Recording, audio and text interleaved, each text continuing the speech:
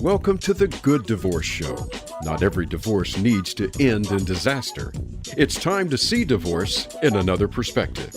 Here to help with that is your host, Karen McNinney.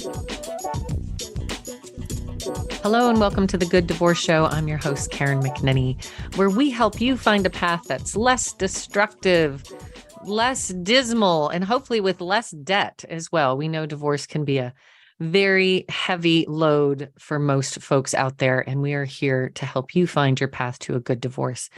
Ironically, today, my guest would probably put herself in the not so good divorce club, but has taken that experience and transformed it into an entire platform of services and support for individuals just like you listeners, where you may be able to transform your own divorce experience.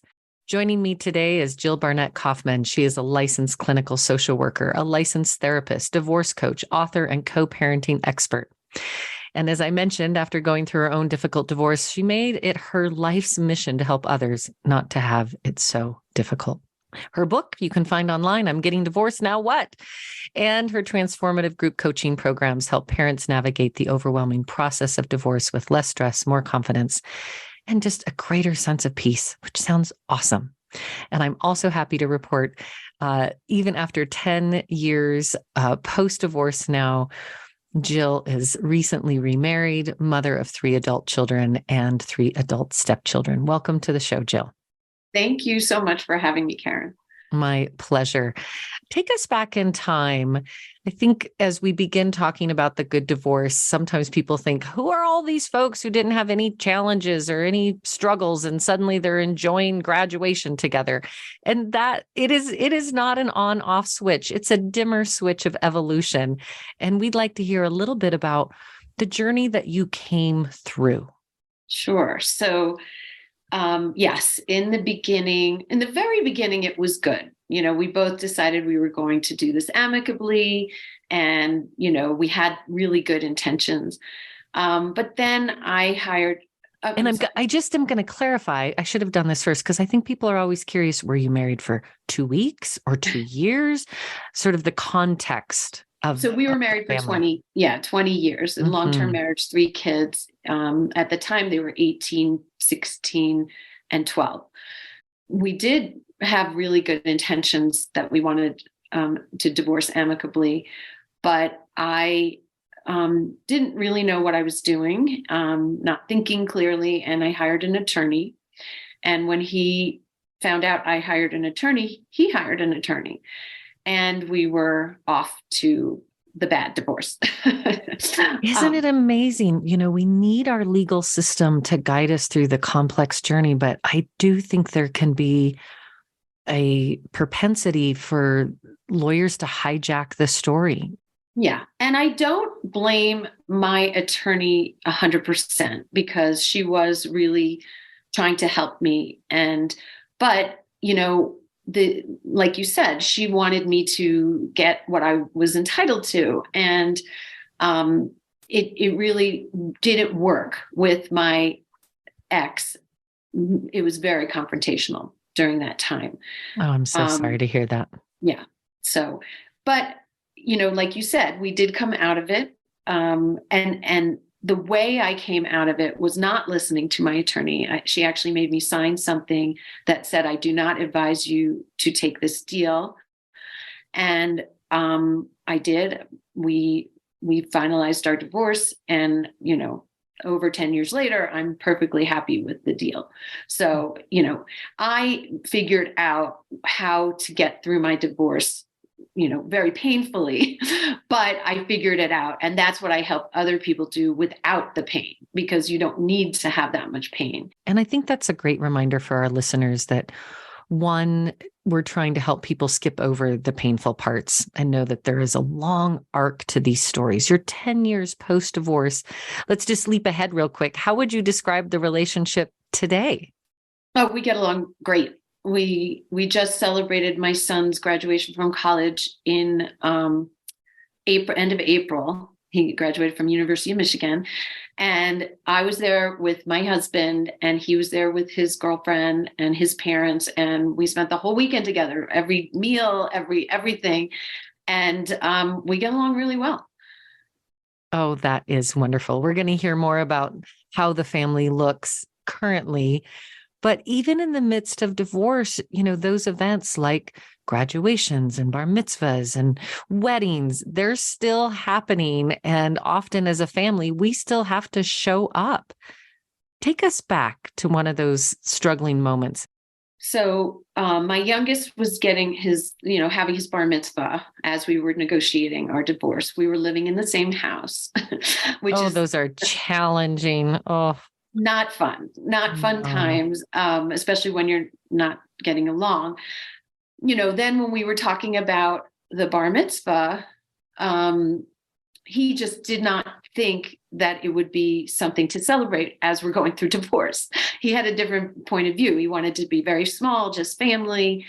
And I was like, our other two kids had these huge parties. How do we not do that for our third child? And so we figured it out. We did, have a party. He had a ton of friends.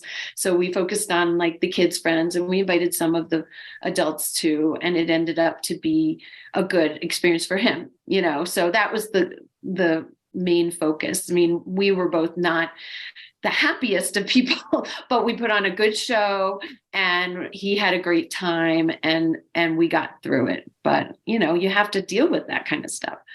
That's right. And as you said, your son was the one deserving of two parents who could show up together on his behalf on that day. You have worked with so many folks going through divorce through your Thriving Through Divorce program, as well as individual coaching that you provide. In that before stage, as people are approaching the decision, and I think we often know our truth long before we speak it. There is nothing easy about it. And that can, send some of us who are walking down that path into a place of feeling shame or isolation. Were there things that you have learned along the way in terms of self-care, how we communicate with our friends and family, how you advise others, even before they've called the lawyer? What can we do to help prepare ourselves for a good divorce? Yeah, I mean, it is the most difficult experience that anyone goes through, really one of the most difficult. And there is so much self-judgment that when other people judge you, it's just devastating, So there are going to be those people. Most people have to deal with people who are, judging you for what you're doing. I was really yearning for someone else going through divorce, and none of my friends, they were all married, and they did not understand. And, as I've developed this program that I have, that's one of the key components, is having other people who can understand what you're going through, who can relate, who you hear their stories, you talk about your stories. And that is so healing, that I wish I had. And as you work with your client groups and recognizing that there are those who were the left and those that were the leaving, how do you identify those experiences different? And how can we better understand each other in the process, regardless of our role? So the person who is leaving has processed this for much longer than the person who is being left. And in some cases, they haven't processed it at all, but they are, and my ex actually said that to me. He said, you are so much more beyond where I am emotionally, because you're thinking about it. The average person thinks about divorce for 7 years. So there are people who think less and people who think more. And that's how difficult a decision it is. The person who's leaving has thought about it, has processed it, is feeling differently because they're farther along in the process. I mean, it doesn't mean it's easy, because, no matter how far along in the process of healing you are, when you actually do it, it is devastating. And that's what I was a little bit surprised about. When we actually decided it and both said, this is what we're doing, I couldn't eat. I couldn't sleep. I was like in a state I was barely functioning, even though I had processed it more than he had. I refer to that stage as the packing the psychological parachute. Often it is one of the partners in the marriage who has been thinking about what would we do financially? Where would we live? How would the kids go? We start very subtly talking to other friends or family members who've been through divorce because it's so unknown. And what we primarily know, what is primarily promoted and broadcast through media and film and TV is lawyer up, become enemies, take each other down, and don't talk to each other, certainly not on your child's wedding day. Yeah. And that just sounds like a nightmare. And we are here to let our listeners know it does not have to go down that way. There are many other options. And I would also say, for those that are leaving, as you've identified, Jill, that to have some grace and sensitivity to your partner who's catching up to you. Yes. Right. But I think having that perspective is so important because it will allow you to let go of all of what you're in, all the feelings that you're in, and kind of think about the other person, and that, it's better for you if you're both communicating and functioning. And so thinking about them and having empathy for them is really helpful. Tell us a little bit about the conversation you had with your kids. I think that comes up a lot of how do we talk to the kids? What's the right age? Should we wait for they all go to college? Should we start before they go to school? Does it matter? And through your therapeutic lens, I suspect that you have some recommendations and thoughts about where we are developmentally as we have this conversation with our kids, what age they are. Absolutely. So many people wait for the right time with quotes. Yes, we're air quoting over the radio here because there is not a right time, but there's bad and worse. Yeah. I mean, so here's the thing. I tell people, if you are okay, you're getting along and you're functioning and you're doing things for the kids, you can wait, but a lot of times it's very tense and you're not getting along and there are things going on between the two of you that the children see, feel, hear. And if you wait, it just makes them more uneasy and it creates stress for them because they don't know what's going on. They think there's just tension in the relationship. And I remember one of my oldest child said, I thought you were going to tell me you had cancer. They have these things in their head. They develop, a narrative because they don't know. So in general, I would say if that's the case, don't wait. If you want to wait till after the holidays, that's fine. But people are very set about waiting till children graduate from high school. And I think that is actually not a good thing because the children are going through such change when they're graduating from high school and going to college. This, and on top of it, is a big change, big stressor. So if it's not good before that, a year, 2 years, whatever, don't wait until the kids graduate from high school. Do it when you need to do it for the two of you. Gosh, I couldn't agree more with that. And I was chatting with an adult child of divorce whose parents waited. She was an only child. She could see that her parents were not in a loving relationship. And a couple of interesting things she shared was one, then she felt guilty. Oh, they stuck around for me and they've been angry and grumpy with each other for all these years. And I'm the reason for that. I'm the reason they stayed.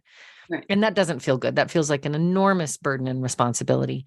The other thing that I didn't anticipate was that when the divorce occurs after the child launches, whether that's to high school or college or even in their 30s or whatnot, we don't have any parameters of how our divorced family functions. Right. When our children are still in our home, we start to make some family agreements about how we do holidays and how we spend our time and how mom and dad interact. And there's an incubator for us to create what that new family looks like. Whereas once we've moved into adulthood, like you said, they're in the boomerang age of going to college, launching, they're back. Like, where's my home? Everyone sold all the houses. I don't have a childhood place anymore. Have you found this to be true as well? Oh, yeah. I mean, I had a friend who was like 50 and her parents got a divorce, and she really had a tough time with it. Because you're right. Like when they're younger, they will go back and forth for different holidays. And they'll get used to that and they'll understand that more. And as you get out of the house and, launched, they, really don't know what to do, and you can try to do it on your own, but there are pros and cons to every Absolutely. situation. Absolutely. So that's why I don't think there's a right time or a right age. You just have to know what's best for you and your soon to be ex. That's right.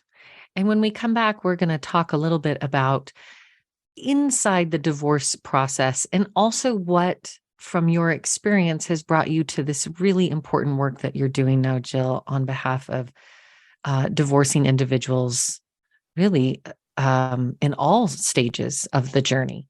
And for everybody to recognize that your story is unique, but there is support out there for you in your peers, in your neighbors, and in professionals like Jill Kaufman. Join us when we get back here at the Good Divorce Show. Stand by.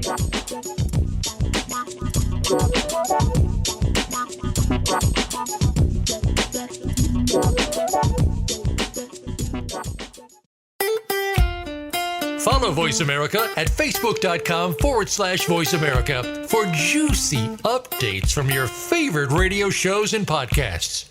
Before you call the lawyer, call the Good Divorce Coach. Give your family the gift of working with a certified divorce coach, a co-parenting specialist, and a mediator. Karen McNinney has the knowledge and skills to guide you through the full divorce journey, before, during, and after. It's one thing to get divorced. It's another to be divorced. The Good Divorce Coach will teach you and your partner how to be divorced with less drama, less destruction, and less debt. Visit thegooddivorcecoach.com to get in touch with Karen. Have you become a member yet? Sign up now to become a member of Voice America. It's always free and easy. Plus, you get to take advantage of some great member benefits. Get unlimited access to millions of hours of on-demand content across all of our channels. Keep track of your favorite episodes, shows, and hosts in your own customizable library. Find out what shows you might be interested in based on your favorites. Plus, you get insider access with our newsletter. Membership gives you more. Sign up at voiceamerica.com and click register at the top right. Today, our 40s sit firmly in midlife. We are starting to feel our place and have many productive years ahead. But now is the best time to plan for our future life. Listen for 45 Forward with host Ron Roel. From retirement to health and technology to caring for our parents, no topic is off the table. We don't have a roadmap to our actual future, but we can start to plan more effectively. Tune into 45 Forward, Mondays at 3 p.m. Eastern Time, noon Pacific Time, on the Voice America Variety Channel. The Internet's #1 talk station. #1 talk station. VoiceAmerica.com.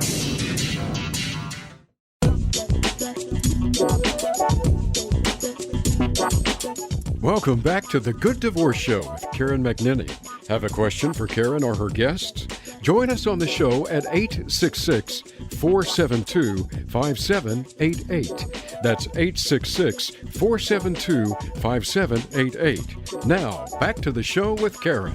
Hello and welcome back to the Good Divorce Show. Today, speaking with Jill Kaufman, who is the creator and founder of the Thriving Divorce Group, has many resources online. You can find her at Divorce Coach Jill. And we are chatting a little bit about your own journey through divorce and its highs and lows. Your divorce maybe had a few more lows than highs. And in the midst of we've decided to get divorced, we're moving down the legal pathway, and there are so many assets to divide up. How did you and your husband navigate the home, the belongings in the home? What did you learn through your own process that you would remind those that are walking through that journey now?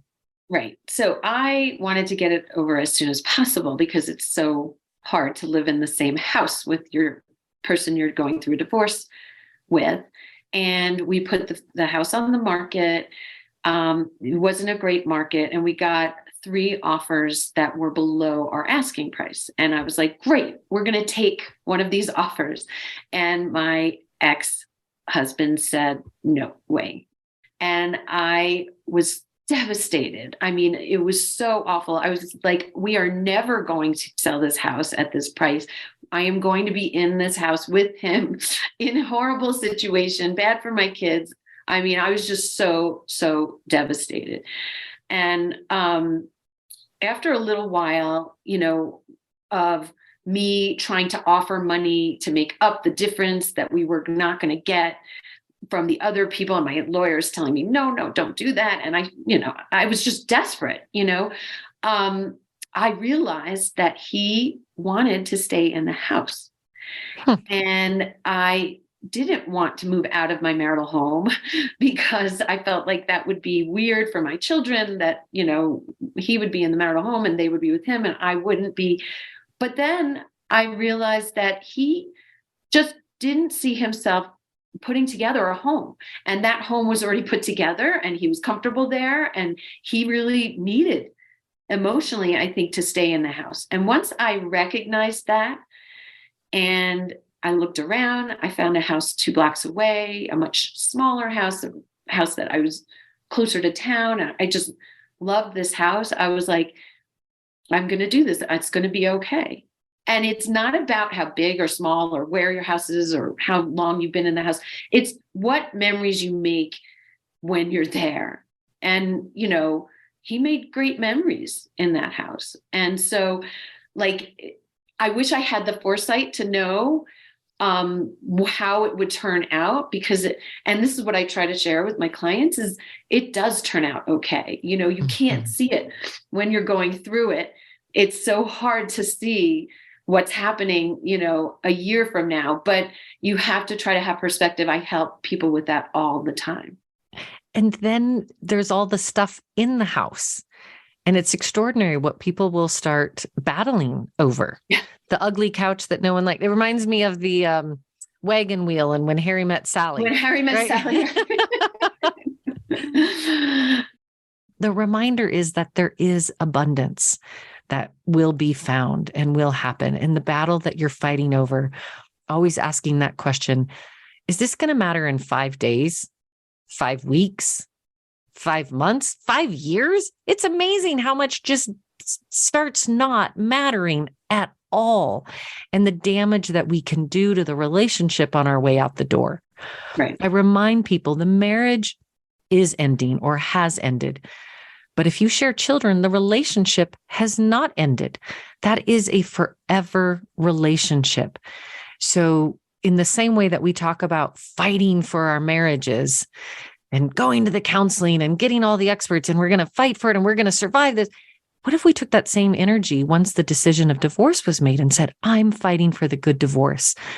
I'm calling in the experts and the support, and I'm going to be level-minded.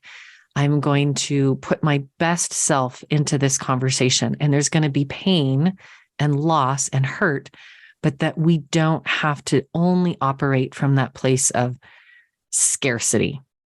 Absolutely. I mean, that place is what makes people go down the bad divorce path. And if you can recognize, I mean, hundreds and hundreds of people I've worked with, they've all turned out not just okay, great. Is there any specific advice you would give in that process of mediators or coaches or therapists or lawyers, how to really navigate the meat of the getting to divorce? And then there's the how to be divorced part. But the getting divorced part, what can help smooth that path? It's not that you don't need lawyers, but you don't start with a lawyer and let the lawyer, be in charge of the divorce. So starting with a divorce coach is high on my list of one of the very important things to do, and a divorce coach who has experience and who can guide you so you don't need to use your lawyer as much. But the main process that I tell people to work through, if they can't do it on their own, which it's hard because there's a lot of things to think about, is mediation. And a lot of people talk about collaborative divorce, and collaborative divorce is just, it's really working with lawyers. They're incentivized not to go to court. Mediation is you're sitting in a room with your soon-to-be ex, and you're hashing through all of the things that you need to talk about in a productive, efficient way. And so I really highly, highly recommend mediation versus any other option when you're going through divorce. I'm a trained divorce mediator. I have mediated divorces, but that's not what I do anymore. I just do the divorce coaching. Yes, there are even now certified divorce financial analysts. There's people really specializing in this field, which I think is such a gift to society. Because all the children in these divorced families, for so long, the story was your children are going to end up in the toilet and they won't launch and they won't be successful and neither will you. And there just wasn't really much of a silver lining at all. How are your 3 kids doing? How have they come through the divorce process? Knock on wood, they're doing very well. I mean, and I do think it's because their dad and I have a good relationship, don't have to worry about that. That's not on their radar at all because we get along. They don't have to navigate even when there are still the parenting things. My house, he had the same punishment that he had at his dad's house. And, he knew that we were both on the same page. So he couldn't really, go against that. And I think you have so much more strength when you're working together like that as parents, even as co-parents, and you're divorced. And that unification cannot be underestimated. We are also about 10 years post-divorce, and I can say we have a really delightful co-parenting relationship and also live in very close, within blocks of each other. And our kids, the house becomes a little porous once they start driving. Oh, yeah. And have more independence. And, I think people also who might have younger kids and think we're making all of these plans and this is the rigidity forever. And I think liberate your parenting plan. You may have something in place legally, but there is liberation in following the lead of the children and accommodating each other. Did you find that same porosity moving between houses and kids being a little more advocating for themselves and what they wanted and needed? Yeah. Well, my middle child, from the beginning, he was 16 when I moved out of the house, and he was just like, I'm not going back and forth. I'll go back and forth for meals, but I'm going to sleep in one place. And he ended up sleeping in 6 months at his dad's and then 6 months at mine. And so that's pretty much, what he decided to do. But my, 12, almost 13-year-old did go back and forth according to the very, definitive boundaries there. As he started to drive, as he got older, later in high school, he did kind of do his own thing. But he still kept to the nights of where he wanted, to keep. I think for him, it was organized. So he knew what was going to happen each night. But yeah, I think it's good for the kids. If they want to be flexible, you need to honor that. And that it will change. Our kids were quite young when we divorced, 5 and 7. And so having shorter 2 and 3 day stretches, that early attachment stage. And then at some point in middle school, and then we went to a week, right? It evolved. And then they're like, a week just feels like a ping pong. Can we go to 2 weeks?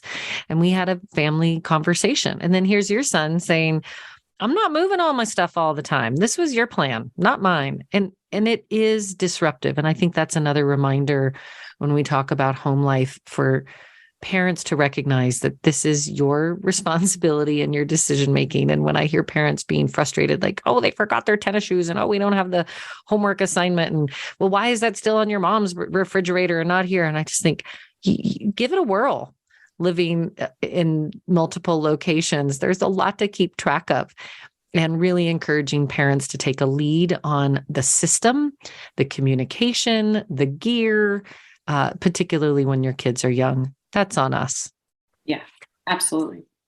Then graduation comes along. these are one of those threshold moments.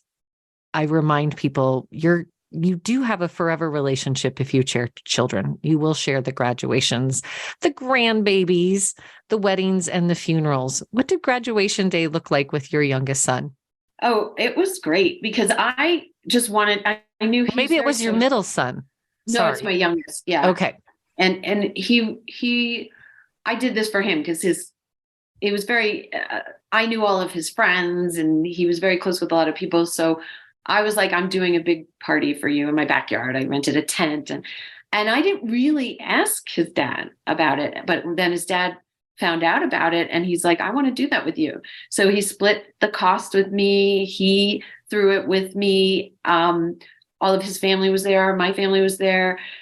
It was a lot different than the bar mitzvah because at the bar mitzvah, we were going through our divorce. It was so uncomfortable. It was really not, my current husband, who we were just dating at that point, but he was there and it was great. I mean, it was a wonderful, wonderful, I have one picture of the 5 of us, my ex and my 3 kids and me from that day. And it's like we were all happy and smiling and truly it was a wonderful day and really special. So, oh, that's so inspiring. And again, family means lots of different things. And the family spirit can stay intact even when the marriage has dissolved. Absolutely. I mean, we are still, and we did do things together, like celebrate birthdays, the 5 of us. And, so it's so much more relaxing and happy when you can get along. Absolutely. When we get back from our break, we're going to hear more about that after story and the getting along and some other examples, as well as how you're supporting people around the country as they move through divorce. Stay with us.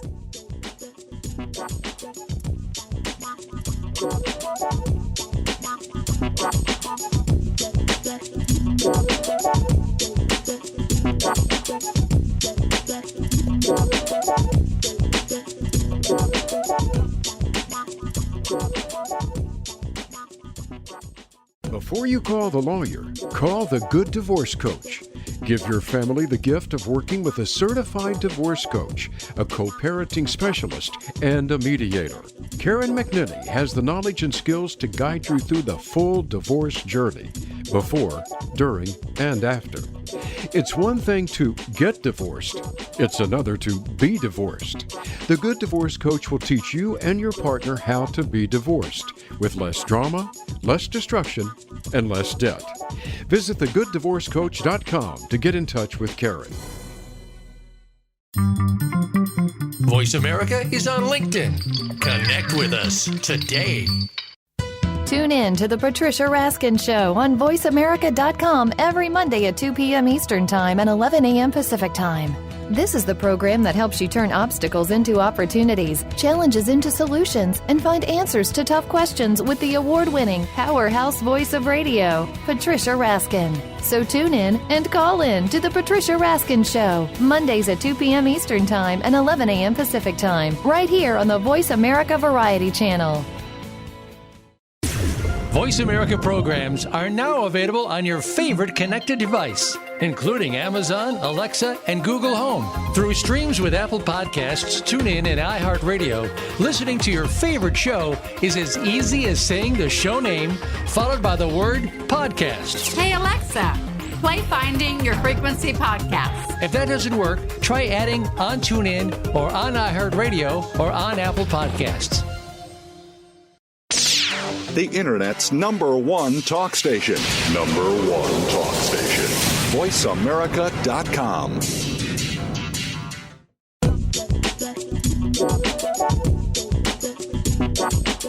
Welcome back to the Good Divorce Show with Karen McNinney. Have a question for Karen or her guests? Join us on the show at 866-472-5788. That's 866-472-5788. Now, back to the show with Karen. Hello and welcome back to the Good Divorce Show. I'm your host, Karen McNinney, chatting today with Jill Kaufman. Divorce coach Jill, therapist, author, educator, parent guru. So happy to have your story, your own personal story of divorce being shared with us today, but also the insights and wisdom that have come with many years of supporting other families who are walking through this journey. Just before the break, we were talking about that evolution over time where you begin to have family gatherings together, where you can find a way to be in the same room in the interest of your children and their experience. And that also extends to grandparents. I think we underestimate the impact of divorce on the grandparents and how it can change that relationship and their own little heartbreak for their grandchildren who are now going to be children of divorce. Your mom has had an important part in your life and your children's life. Tell us more about that. Oh my gosh, my mom was awesome. But I remember when I told her I was getting divorced, you made me think of a story. And she said, well, why don't you just join a golf club? I think that was really good for my marriage. That'll save your marriage. That is some wise advice from the 1950s. And I was like, Mom, it's much more complicated than that. She was very, very supportive. Although I do think a membership to the golf club would be less expensive than a divorce. Yes, that's true. You're absolutely right. When I, was having meals with my son and it was my parenting time, a lot of times it was just me and him. My mom lived 5 minutes away in an assisted living, and I would bring her at least once a week, probably twice a week, to have dinner with us. And whenever my mom came, it was a totally different experience. My son was happy. He felt like it was a family. We were together. It was like very, very special when she was there and he was there and we were together. And she has since passed. And, he'll always have several years of having his grandmother at dinner with me, and that's part of his high school experience. And it's very special. Very special. My parents also live in the town where we've been raising our children, and that multi-generational, it's good for all of us on every front for different reasons. What a sweet blessing. And the family, continues to evolve and grow, and you move on in your life. So now you're a single woman out in the world. And the prospect of repartnering is another question that comes up a lot. How to do it? What's the right time? How do we introduce the kids and the impact? And once again, it sounds like you have found this lovely little journey for you and your family, a new love in your life. Yeah. So I always tell people, when you're on your own time, do whatever you want. But when you're with your children, you don't need to introduce a new person so quickly. So I recommend, if you're dating someone, from at least 9 months to a year and a half before you introduce them to your children. And I know people are like, that's a really long time. And how do I do that? And, hopefully you have time if you have a co-parent on your own. So use that time on your own to see the person, to have the relationship, but it forces the relationship to go slowly. And I think that's so, so important. My relationship was in long distance. I was in New Jersey. He was in Colorado. We took it so slow, like once a month in the beginning. And it was great because I was able to really be on my own. I was able to really know what that's like. And it was hard, you celebrate holidays on your own. You're alone a lot. I was alone when my son was at his dad's. And so you're in the house alone, but you need to have that time so that you can develop. And I ask all my clients, what makes you happy? So many of them don't have an answer. And I say, think back to like before you were married. What did you do? What are things that made you happy in that pre-marriage life? And it's so hard for so many people, and me too, because it's your life is so different now as with children and as you move on. So it's really an amazing time that you learn to find what makes you happy, and you learn to like being alone, so that being alone is not lonely, that it's something that you look forward to. And I think that's so important for everybody going through divorce. Gosh, I could not agree more. And it is hard. It seems like the simplest thing, but to fall in love with yourself again, to know what's important to you, to re-identify outside of a partnership, and then take that into a new partnership. Do you feel like a new woman showed up in your new marriage? And what would you say by way of thanks to the first husband? Yeah. I mean, you have to learn from your first relationship so that you don't make the same mistakes. Our first marriages, those deep relationships after every breakup, they're not for nothing.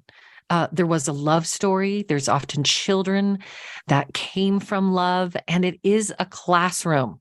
And hopefully we brought some lessons with us. Yeah, exactly. So my ex-husband, when we were young, we maybe had our first child, but I was in my 20s. He would bring me flowers. And after like the second time, I said to him, you know what? The flowers die. It's a lot of money. We didn't have a lot of money. And so I was like, you don't have to bring me flowers like that. And he was like a little insulted and he didn't bring me flowers ever again. And I was like, shoot, like ouch. I should never have said that to him. And, with my current husband, when we started dating, we were long distance. So he sent me flowers a number of times. And every time I was like, they are so beautiful. I love them. And like, he never got that message from me. So that's just a little teeny example of something that you can learn from, your experiences and take it into your next relationship. And this new partner, how did it unfold? He also has 3 children. You brought 3 children. You've dated a long time before getting married. Give us a little insight as to how those introductions went. And were you a full-on blended family? Did you maintain some boundaries? Yeah, well, so my kids were in New Jersey. His were in Colorado. There were many boundaries there. So, but as we started getting serious, he suggested that we go on vacation together with all of our children. And I was like, no, that's not right. We shouldn't put them in that situation. But my children had met him. We had been dating for a long time. I had met his children. So it wasn't like a brand new Had the kids met each other? My youngest did meet all of his kids because he would come with me to Colorado and he met them. But my middle one never did. And my oldest one just refused to be involved. He was like, I'm too old. They're younger. You do your thing, but I'm not coming. And so it was really just my 2 kids and his 3 kids. And we had a number of really fun vacations. And you waited. You were very thoughtful about when you would remarry. Unpack that a little bit for us and the thinking that went into it. So I was not in a rush. I had been in a 20-year marriage. And we did decide to get engaged, and we were engaged for like 2.5 years. I wanted to wait until his youngest, because my children had all left, and left the house and gone to college and launched. And I wanted to wait till his youngest had gone to college. So we got married August of 21.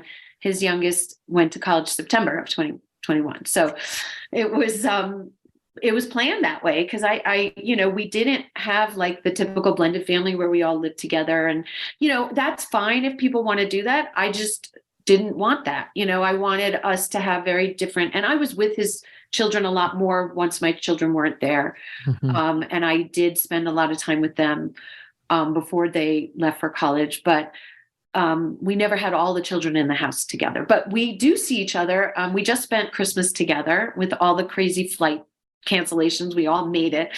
5 out of the 6 children. And my 6th child, actually my oldest, did spend several vacations. He came to Colorado once, and we did all the 6 of us do things together. So he has spent time with his kids, with my husband's kids. So it works, however it works.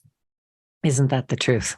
and until you try it, you maybe don't know what works. And so having a heart of, what I call experimentation, try something, but be open enough to know and to notice what's working, what needs work, what we need to change, and that don't be so, into the permanence of decisions or expectations around how something will go or won't go.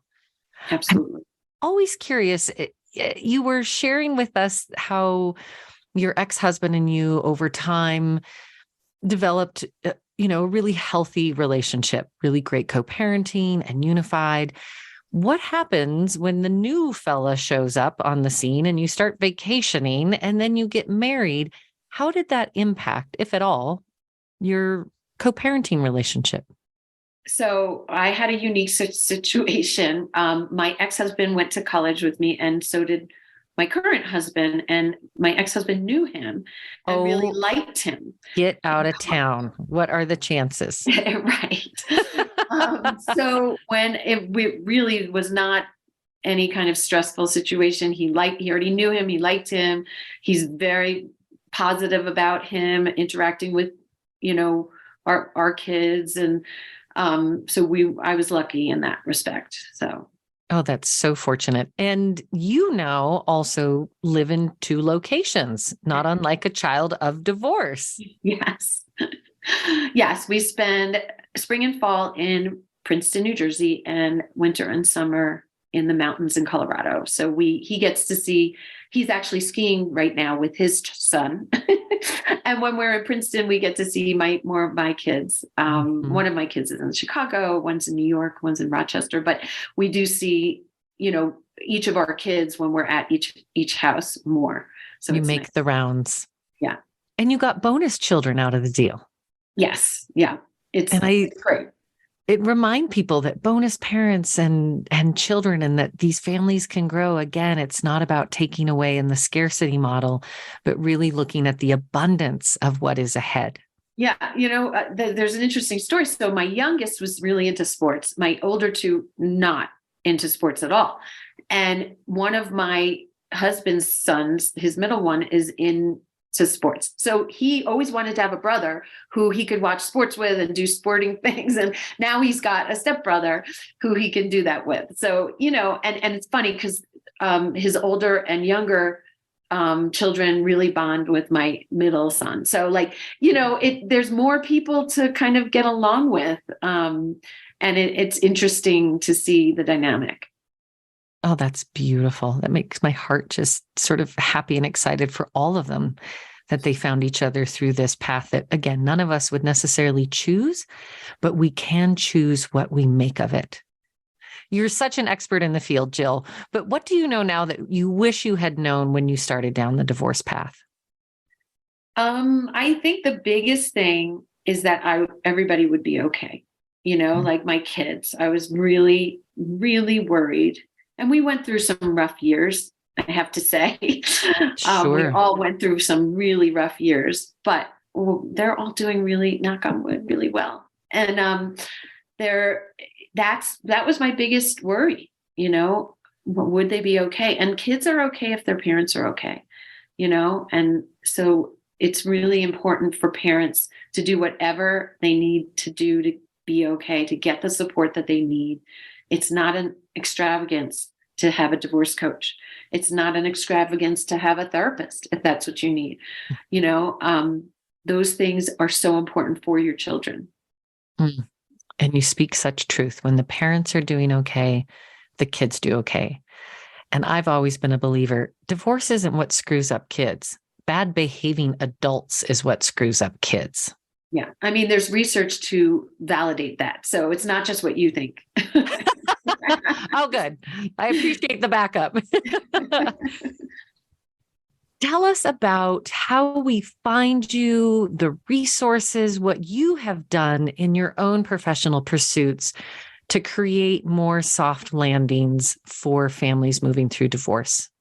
So I have so many supports. I have a free Facebook group called Separation and Divorce Support Community, where you can post anything. I do a Facebook Live in there every Monday, and it's just a great free resource for people as they go through divorce. And I have found, like you said, suddenly you find a community where people, they can relate. They can ask questions, they can ask advice. And there's such value in just that peer-to-peer, right? Divorce peer. And sometimes getting the reverse perspective of, I'm feeling this way about my spouse and they're such and such and such. And then someone else is like, well, that's me. I'm the one who's still in the marital home. And we can find a place of empathy and understanding by communicating and connecting with people who have gone before us and who will come behind us in this journey. Absolutely. So the Facebook, give us the name again of the Facebook group. Separation and Divorce Support Community. And it's a non-judgmental group. Like there's no judgment, no matter what, that's what I focus on. I've also written a book, I'm Getting Divorced Now What? And it's really just kind of a step-by-step guide through all the emotional and practical stuff that you have to go through when you're going through divorce. And the book is a structure for my group coaching program, Thriving Through Divorce. It's a 12-week program, which has group coaching and office hours and smaller groups where you connect with other people who are going through it. And it's just an amazing program, transformational program. And that's an evergreen group, which means people can join on a rotating basis. You don't have to wait. You might be hearing this message today and thinking, I need support. You may start at the Facebook page. Your webpage where people can find out more about these resources, Jill? So my website is divorcecoachjill.com. And I have an Instagram, Divorce Coach Jill. So it's pretty simple. You can find me any of those places. And my email is info@divorcecoachjill.com. Mm-hmm. And if you were to give just a little soundbite to our listeners today, or some bit of hope and inspiration beyond knowing your kids are going to be okay, what might those words be? So I think the inspiration is whatever your intention is, you can get there. It just takes work, and if you do the work, you'll get there. So what you want in your life, figure that out, have your goals, get an intention for what you want, and then do the work, you'll get there. Oh, Jill Barnett Kaufman, licensed clinical social worker, licensed therapist, divorce coach, author, and co-parenting expert. Such a delight to have you with us on the Good Divorce Show today. Thank you for your mission-based work, along with myself and many others who are actively working to change the negative narrative of divorce and to help people find a path less destructive, less despair, less debt. And remember, everything will be okay in the end. And if it's not okay, it's not the end.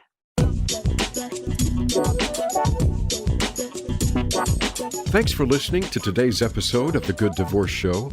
We hope today's episode has helped you find a kinder, more sensible, and less expensive path through the divorce journey. Until we talk again, have a beautiful week.